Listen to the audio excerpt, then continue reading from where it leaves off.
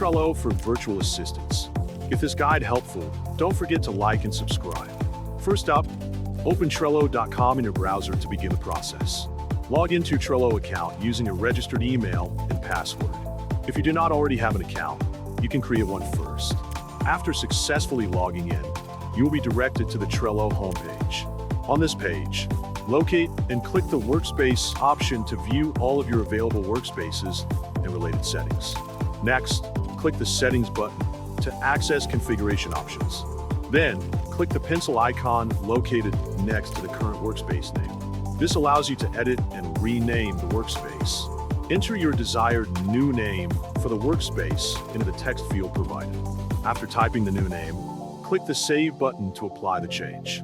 To exit the settings view, click the X button at the top right corner of the settings window. Now, you can start organizing your tasks by adding a card.